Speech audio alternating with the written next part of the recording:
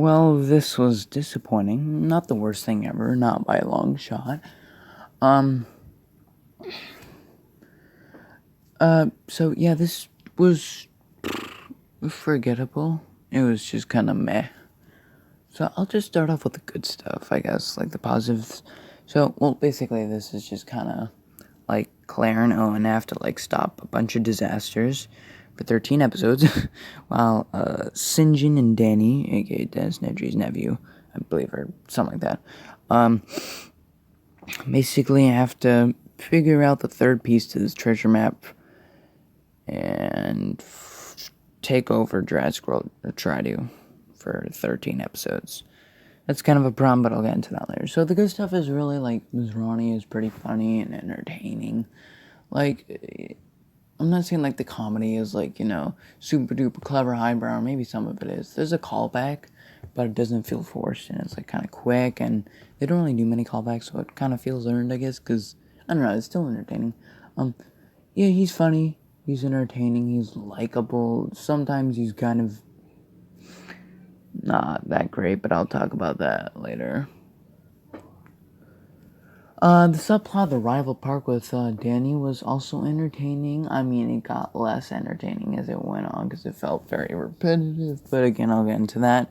But yeah, that was pretty entertaining. Cool. Sinjin is entertaining. He's adventurer. Yeah, he's like this famous adventurer. Yeah, he's pretty entertaining, and I guess he's in movies where, like, he had a bunch of expeditions, and he constantly references them, and they're funny, and they don't really get old, and he only references about, like, 15, and the show's, like, 4.5 hours long, so it's not really that bad. Overall, it's pretty entertaining. It goes by fast. Builds Claire and Owen's relationship realistically, I'm not gonna lie. Like, it makes it feel like a more realistic couple that kind of bickers and stuff like that. It's realistic. It's much better than I guess the films, in my opinion. Like, actually, like, builds it better. Like, they get in these crazy situations and they learn to bond. When the dinosaurs usually break out, or when they break out, usually it's for good reasons and it makes sense and it's believable.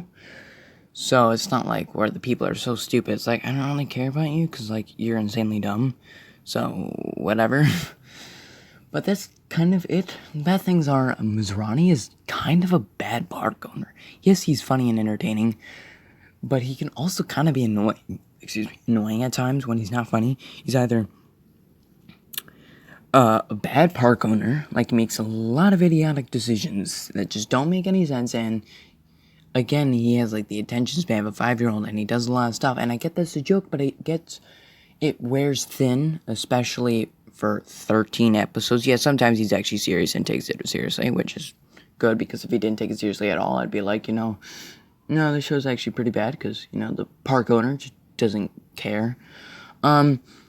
Hoskins is also entertaining, but he's pretty bad at his job, and kind of dumb as well. He makes a lot of irrational decisions, and he constantly acts without thinking, despite that very clearly making him look like a fool in a lot of the times, and just having negative effects. So I don't really understand why he still continues to do it, and I don't care. That's his character. It's very annoying. He makes a lot of irrational and idiotic decisions that just make him look like a fool, stuff like that. And the Raptors do a lot more complicated stuff than they do in the movies, like almost color coordinated things as babies as well, so that doesn't really make sense. If this is actually in canon with the Jurassic Park movies, which it might be, or as well as the Jurassic World movies, then that doesn't make any sense, because, like, what, did they just, like, get stupid over the years or something? Because, like, they do a lot of complicated stuff, like they herd dinosaurs, they do color coordinated stuff, like putting stuff in specific colors, as well as, it's things like that are rather, color coordinated. Also, Owen rarely talks to the 3 other raptors, mainly besides Blue. It seems like he doesn't really care about them. Along with Allison, who's like Danny. She puts like dino spit into his coffee in the episode when, like, the dino spit is mixed with this energy drink, which could harm him and make him fire you. And I know that she's gonna be hired at Danny's new park, but what if it fails? It just ends up making him hyper and irrational, but still hyper, but it's an irrational and risky decision. And they shoot dirt into dinosaurs' mouth to tranquilize them. That could be dangerous and go throughout the back of their head. So that's kind of dumb. It's a small nitpick.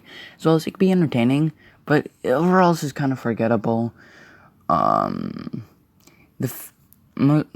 of the time it's just the characters having this big thing. Like the episode starts out, there's a problem. They try and fail, and there's some jokes, and they eventually win. Everything's fine, and it feels like a lot of the episodes are kind of just pointless. They're not really consequential. It's inconsequential until, like, the last few episodes. And same thing with, like, Danny and Sinjin. They just try and fail, and it gets a bit tedious.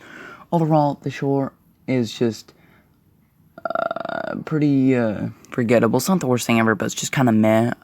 Would I recommend it? Yeah, I mean, you won't really remember that much. But I hope you enjoyed the video. If you feel like I deserve it, or if you like the video, you can like it. You can subscribe if you want, and I'll see you in the next video.